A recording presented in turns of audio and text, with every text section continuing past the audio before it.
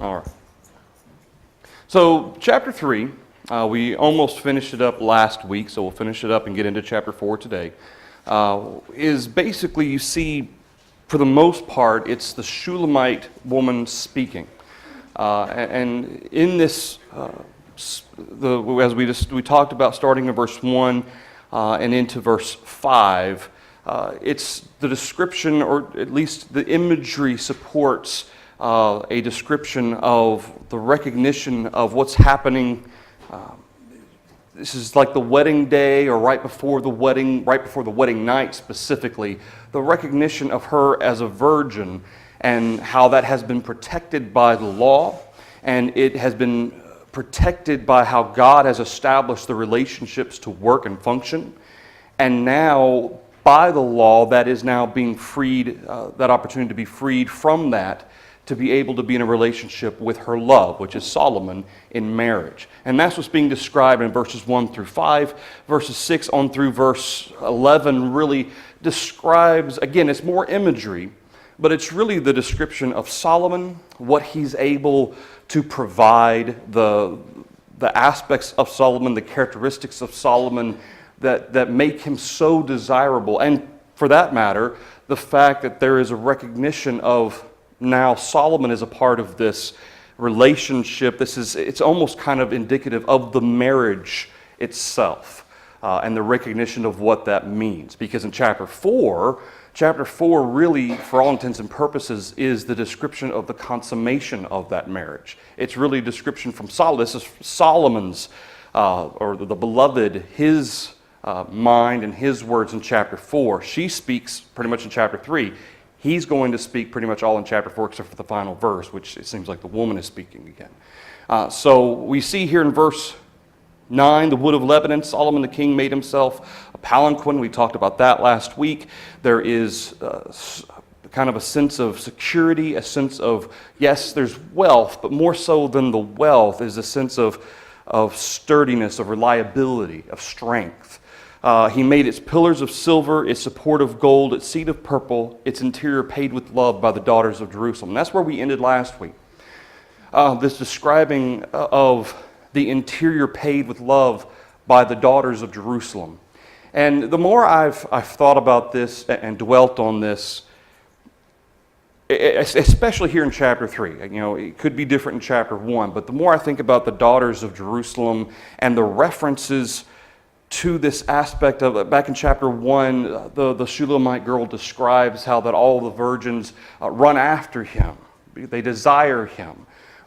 That doesn't necessarily mean all of the virgins of Jerusalem, although certainly any one of them would want to be noticed by Solomon, but especially those of his wives and his concubines wanting to get his attention. And that seemed to be the context of chapter 1 when she said that. Here in verse 10, the interior paved with love by the daughters of Jerusalem. I tend to think that the daughters of Jerusalem, and there may be some aspect in which this is applicable from all of specifically the virgins of Jerusalem, but especially of the wives and the concubines of Solomon.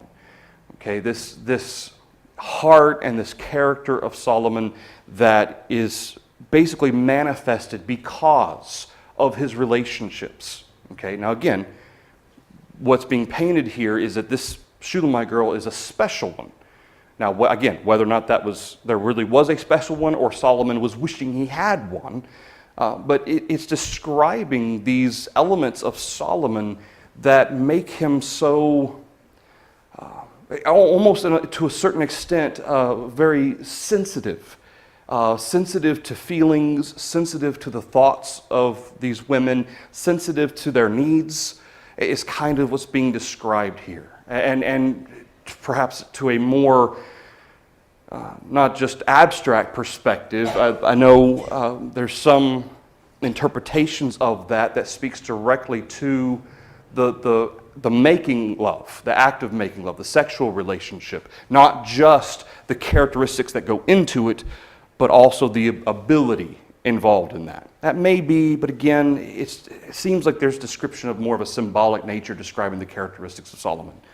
Verse 11, "Go forth, O daughters of Zion, and see King Solomon with the crown with which his mother crowned him on the day of his wedding, the day of the gladness of his heart."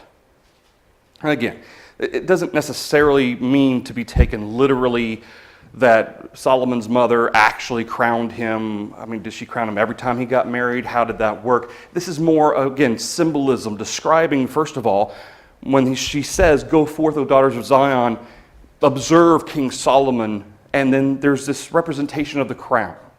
If everything else is representative of the character of Solomon, then what does the crown represent? And notice, it wasn't when he was coronated as king. That's what a crown would typically indicate. He's king. Okay, now he's king. But notice it's on the day of his wedding, the day of the gladness of his heart. What's the crown?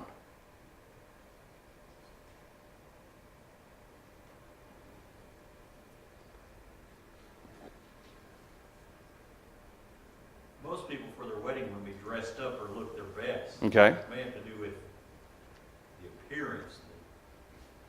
Okay, the glory. Okay, the regal nature. Okay, certainly that symbolism is being expressed, it seems like, as well in some of the other imagery that is being described here by the Shulamite girl. See King Solomon with the crown with which his mother crowned him. The idea of his having been born to, and again, Solomon specifically, okay, so of David and Bathsheba, there is this sense in which this glory, it could be speaking to how attractive he is, certainly, but the day of his wedding seems to stand out to me, especially with regard to how he's being seen by the daughters of Jerusalem. That's what she's calling on these daughters. Go see him in his crown. Okay, and it's almost as if she's describing all of that, this how she's presented Solomon from verse 6 on through verse 10. Go and see him on the day, because this is the day of the wedding. This is what's being described here, of Solomon presenting himself to be married to her. She's been anxious and excited over this prospect. And verse 11, it's now come see Solomon in his glory, come see Solomon, and kind of putting a different kind of turn on it, also in it with respect to his, how beautiful he looks and how regal he is and so forth. Come see us together wed. Because that's what's going to happen. Not only is Solomon going to be there, she's going to be there too. Okay, and so this idea of see King Solomon with the crown, this authority and this nature of Solomon that he has chosen of the daughters of Jerusalem, and she is going to be married to Solomon, the day of the gladness of his heart. She's acknowledging that this is a glad day for him. Okay, I won't say that it's weird to say, that every wedding of Solomon wasn't a glad day, okay? But I'm sure that there were many of his marriages that were specifically perhaps more for political purposes, as that was something that people did in this day or that day and age between, kind of creating alliances and treaties and so forth. There was the giving of their sons and daughters in marriage and so forth. And that may have, in some form or fashion, may have diminished the meaning of a wedding if Solomon was involved in that sort of thing, as opposed to this, which might be different. Because there's nothing in here that suggests that this is an arranged marriage, that this is for some political purpose or benefit other than the fact that he loves her and she loves him. Okay? And that seems to be the point of this, the day of the gladness of his heart. He's marrying that one that makes him happy, makes him his heart sing, so to speak, as opposed to being a kind of part of the office of king so much. Should the crown be the bride? I thought about the crown being the bride, but it's hard to put that in the context with which his mother crowned him. How would his mother have crowned him with the bride on the day of his, unless and if somebody knows this, Huh? She might have found him.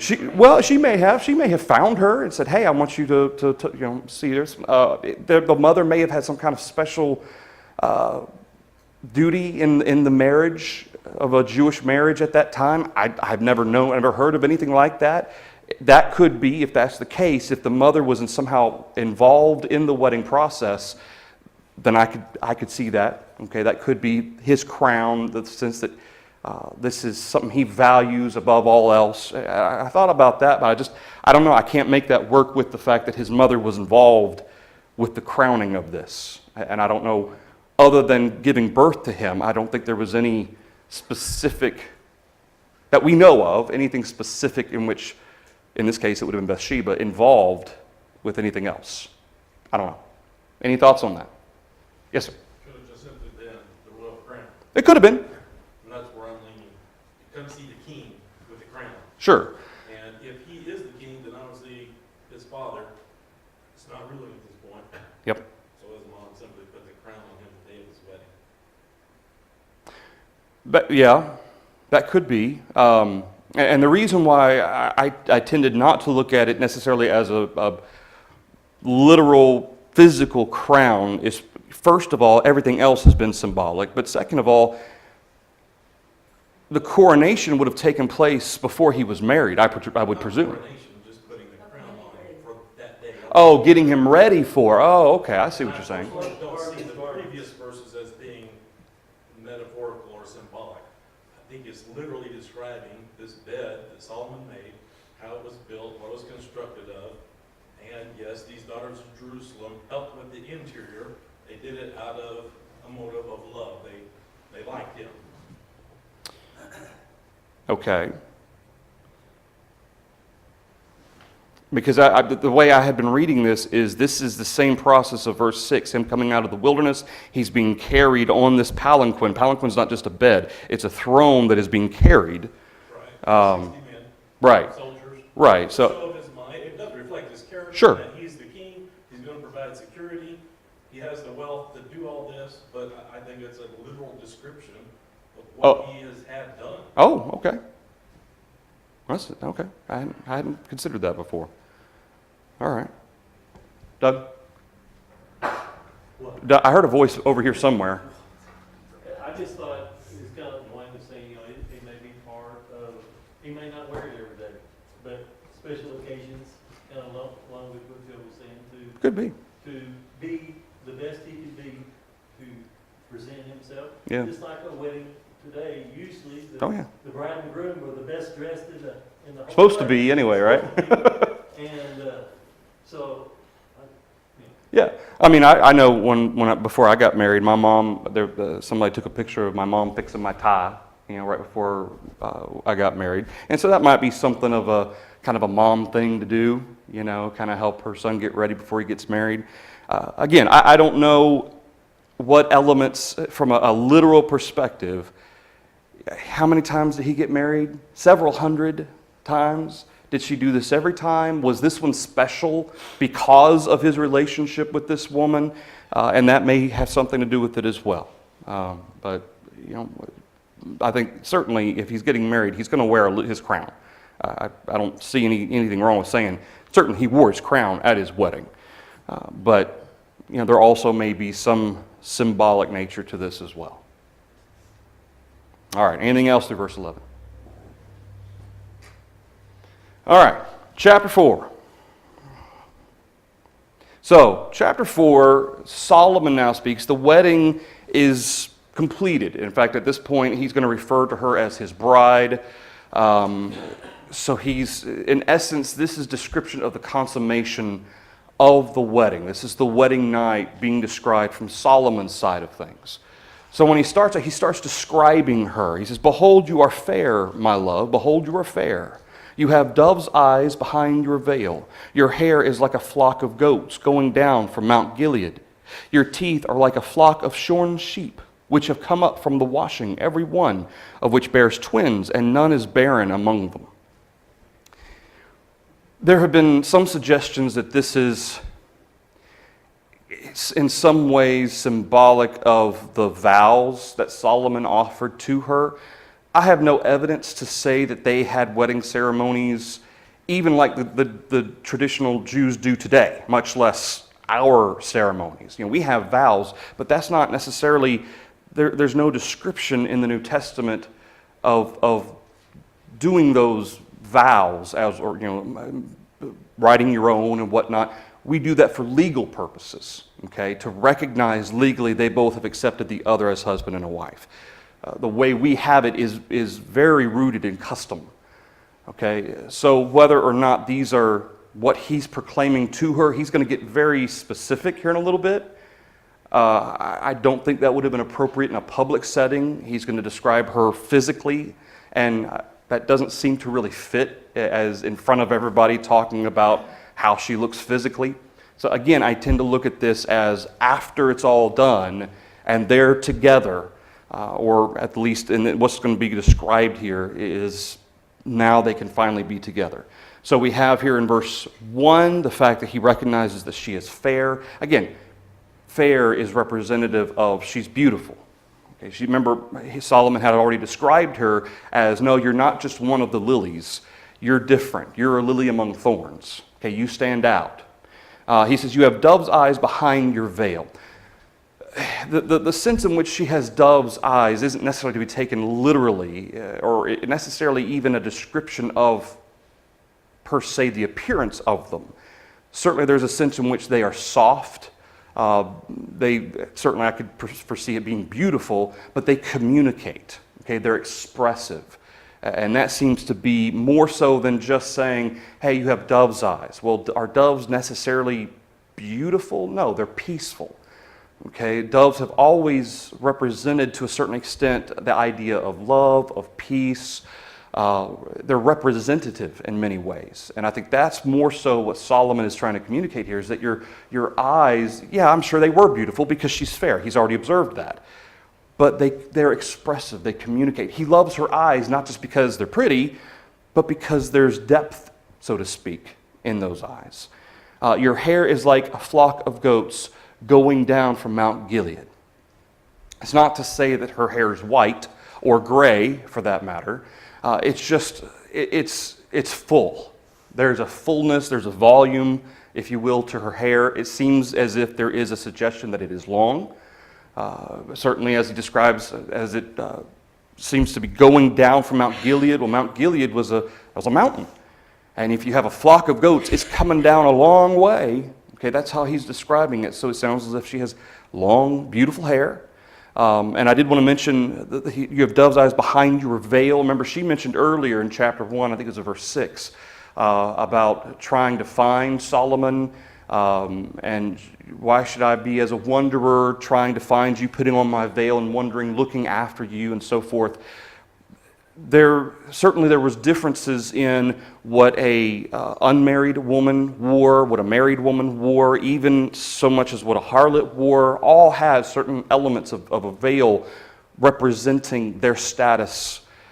I tend to think, because I know one of them, I forget if it was Zer or Garrett, it mentioned the fact that this is confusing considering the fact she mentioned back in chapter 1 she had to go put on her veil in order to leave the house. Well, she was a virgin. She wasn't married, or wasn't...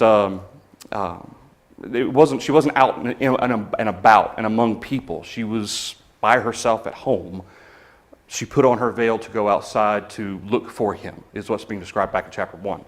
Rather, here in verse 2, what's being described, or verse 1 rather, and the sense in which the veil is being described here, I tend to look at this more so as whatever was a custom of that time on the wedding night.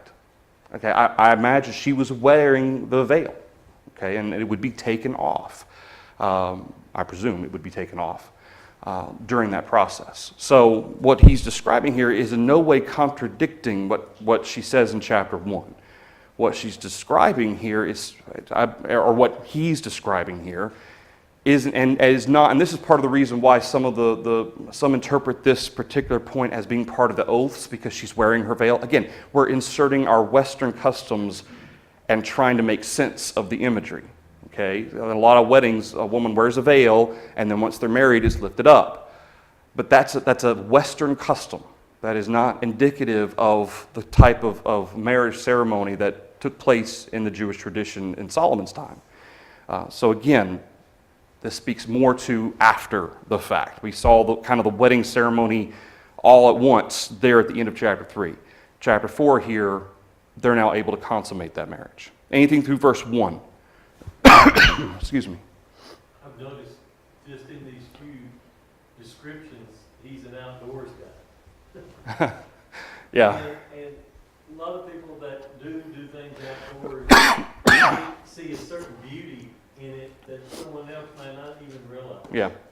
You know, when we first look at this, you might not see that description. It might not mean anything Yeah. to us. But when you said coming down from the mountains like that, I think of if you come down a mountain, you can't come straight down because you'll go end over end. Mm-hmm. So you go back and forth, and I can see the flow. Of And the maybe hair. even curly The type curl, waves flow or something. of her hair, the waves of her hair, and then you might can picture that. Yeah. You know, as we see this and look at what he saw is something he's seen before and notices that. You know, and we could do the same thing too.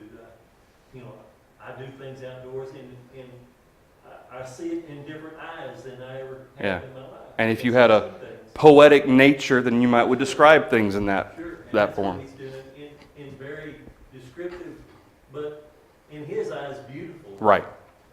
Of what he sees. Right. Yeah. That that curly way. I've always used the term stringy, and then Elizabeth gets all upset. No, that's bad. Stringy's bad. And I'm like, well, this is what I mean. Wavy, curly, whatever. But apparently, stringy's a bad thing, ladies. So.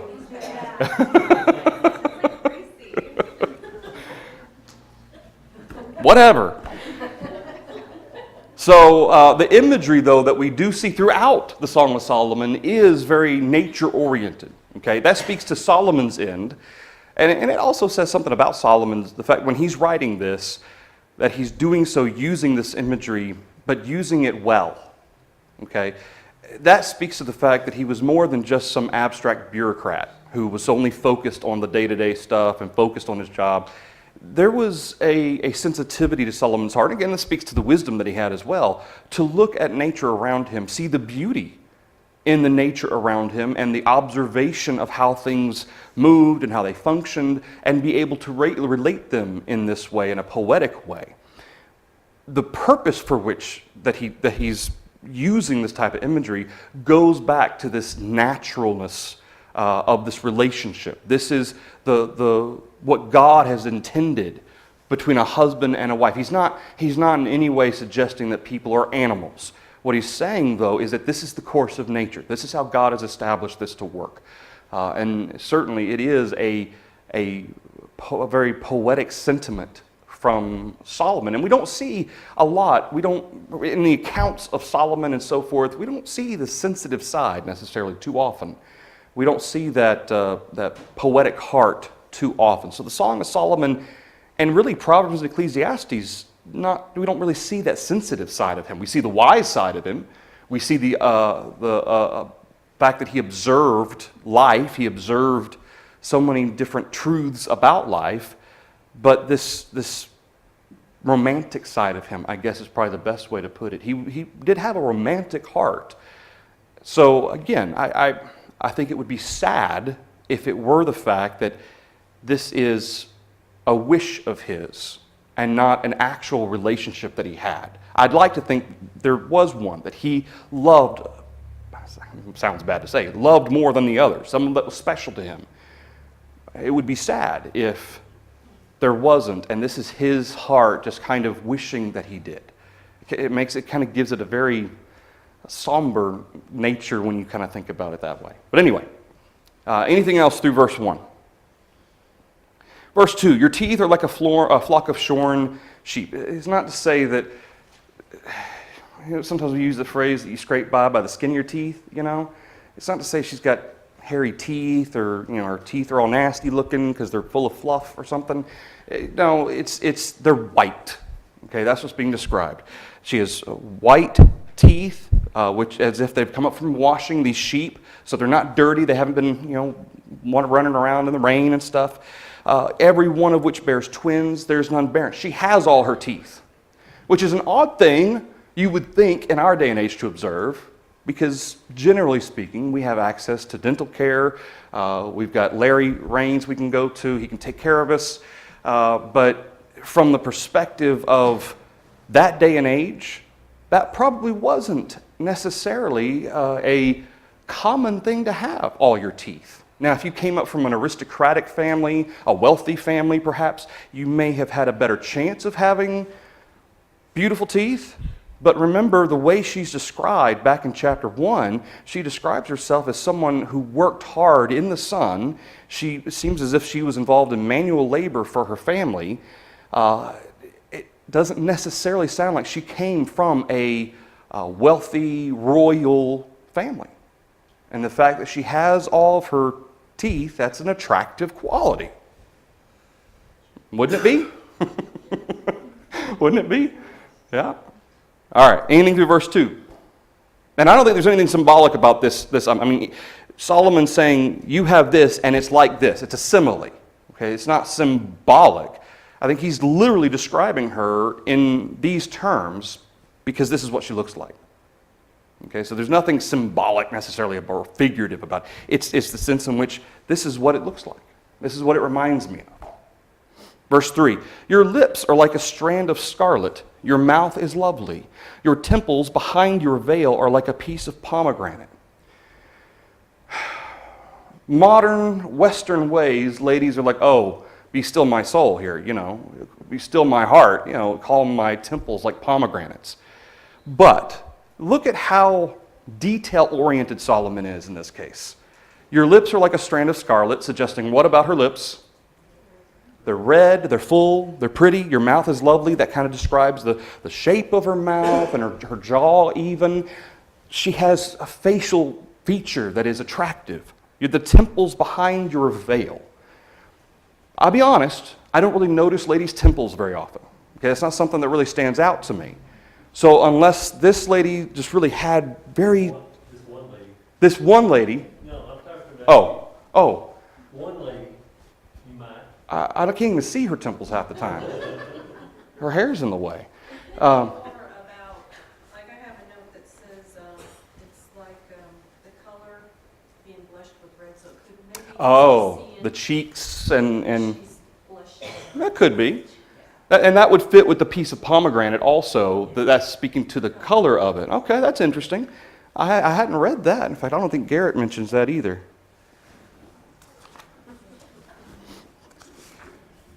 Don't be making fun of me. Yeah, see, Garrett takes this more of a in a sexual way. Pomegranate recalls earlier usages of fruit as a sexual metaphor, and the sense of desirable to kiss may be implied. That could be, the desire to kiss her face or her mouth or whatever. I guess that could be accurate. But I kind of like that, the temples, because he's using descriptive terms. To me, we're not yet to the point of sexual language or sexual metaphor. He's describing why she's so beautiful to him. And so in verse 3, stop talking. Your temples behind your veil are like a piece of pomegranate. I don't know, what color is pomegranate? Is it like a peach color? Red? Okay. I've never eaten a pomegranate, I don't think. Is it related to a peach? No? Is it related to something? Is it like something? To fruit? Scrape it out to get the little bits of... Okay. They would actually use the inside of it to do things. All right. I'll have to look for one next time I'm at Market Street. All right. So your temples behind your veil are like a piece of pomegranate, suggesting, and I'm going to go with what Lisa said on this, that the color seems to be healthy, beautiful, full in that sense. Verse 4, your neck is like the Tower of David, built for an armory, on which hang 1,000 bucklers, all shields of mighty men. You know what, if you took all that literally, that'd be a pitiful looking woman. That would be a pretty bad looking woman, wouldn't it?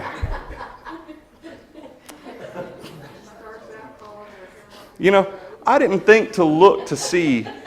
I didn't Google this to see if anybody actually did make up, some weird picture of this is what she'd look like if it was all literal, that would be weird.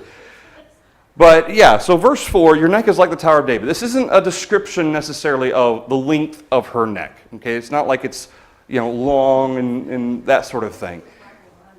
It's a regal looking, I'm gonna say powerful neck. It's not like she's all muscular, but it is a regal looking neck. I mean, and there is some precedent even in our Western society to observe that a lady's neck can be pretty, it can be attractive. And the way he describes this, built for an armory on which hang 1,000 bucklers. The bucklers part, the shields of mighty men, what might that represent? Huh? Jewelry? Yeah, I think it could very well represent jewelry, especially in that day and time, the way women wore their jewelry. It wasn't just a necklace. Sometimes they were, what are they called?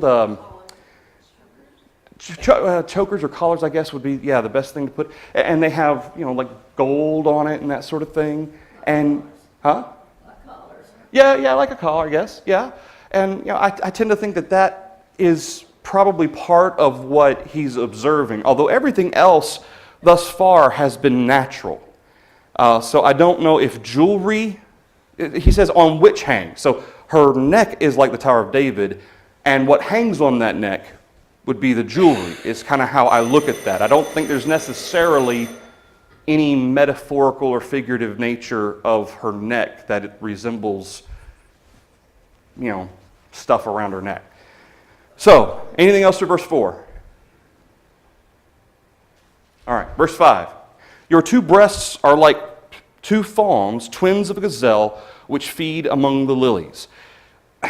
Garrett takes this in a very sexual way. And I tend to look at this, he's simply describing her right now. Elements about her that he finds attractive. And again, this is his wife. There is nothing wrong with finding these elements attractive. So verse 5, I don't necessarily look at this, yes, it is somewhat sexual language, but I don't necessarily look at this as having some kind of a sexual metaphor or anything else. The idea of two fawns, it's not descriptive of the characteristics, it's the sense in which the comfort they give him. Okay, the twins of the gazelle which feed among the lilies, it's the sense in which he finds them desirable. It's not any way descriptive of what they look like or their characteristics. It's simply he finds them desirable. And I don't think you have to go any further than that, because he's going to go further than that here in a minute. I don't think you have to go any further than that to draw any type of sexual reference beyond just the observation of her characteristics. Anything through verse 5. Verse 6, until the day breaks and the shadows flee away, I will go my way to the mountain of myrrh and to the hill of frankincense. So verse 6 is kind of an interesting pivot point, because starting in verse 7, he's going to call for her to come with him, and he's going to describe in symbolic ways the consummation of this marriage. So the wedding's over, they're going away together to be alone. So when he says in verse 6, until the day breaks and the shadows flee away, I will go my way to the mountain of myrrh, to the hill of frankincense. Garrett, this is this commentary that we've been talking about, that's very symbolic. He takes a more of a sexual angle towards things. He looks at the mountain of myrrh and the hill of frankincense in a symbolic way attached to verse 5, okay, about her breasts. That this is in some way some reference to wanting to rest there. That could be. It also could be that verse 6 is connected to verse 7 and 8, in that he's looking forward to going away to be with her. Exactly how that imagery fits until the day breaks and the shadows flee away. It's describing nighttime. This is where he wants to be. And so I understand why Garrett looks at it that way. I will go my way to the mountain of myrrh, to the hill of frankincense. I don't know. I mean, it could be some kind of a sexual metaphor, for her breasts, I guess. It just seems maybe more of a modern, crass, almost vulgar way, I guess, and that's kind of how we've been, how we look at things sometimes in our Western way. I don't know. There's something about verse 6 that makes me not necessarily go the sexual metaphor route as much as maybe, just the sense of which he wants to be with her alone. And the fact that myrrh and frankincense, again, outside of worship, okay, because I don't think that in any way this is being used in a worship sense, but myrrh and frankincense also wasn't just utilized for the purpose of worship or something. It was very expensive and also represented luxury in home. And this idea of being with her in luxury, being with her alone, being with her in comfort. Okay, I don't necessarily think you have to connect it to verse 5 in order for it to make sense. I see why he does, speaking about Garrett, but I don't necessarily think you have to go that route. If you want to think that way, that's fine. I mean, and then again, there's nothing wrong with it. It's his wife. That's fine. But I'm not sure that you have to look at it that way. Well, these are both very precious things Yeah. because it's what the wise men brought to. Sure, absolutely. So he is a precious, expensive thing is another way to. Yeah. Yeah. And again, Garrett would liken that to her breasts in verse 5. Okay. Or her in particular. And that's what I kind of tend to think. He wants to take her and have him all to herself, have her all to himself, until the day breaks and the shadows flee away. He wants to go away. When you think about being on a mountain, being on a hill, you think about being alone, okay? In peace, in silence, in contentment, okay? That's kind of what I think about when I think about mountains and hills. And so I don't see any reason to add some kind of any other reference to that. Any thoughts through verse 6? Yes, sir. Just quickly, if you're in the numerology, there's a sevenfold compliment in the first 5 verses. You get to verse 7, it says, "You're all fair, my love, there's no spot on you." 7 is that number of completeness. There's a sevenfold compliment that it gives her here. Later on in the book, after some time's expired, a lot of these be repeated, but then it becomes a tenfold compliment. And so there's even greater love after time has elapsed than what we see here at this point. He's observing more and more about her and valuing more and so forth. That's interesting. I hadn't thought about that. All right, we'll pick up on that, Joe, next Wednesday night, and we'll talk about that, the 7 compliments that he gives her, go through verse 7, and deal with other things later. Thank you, everybody, for the thoughts and comments.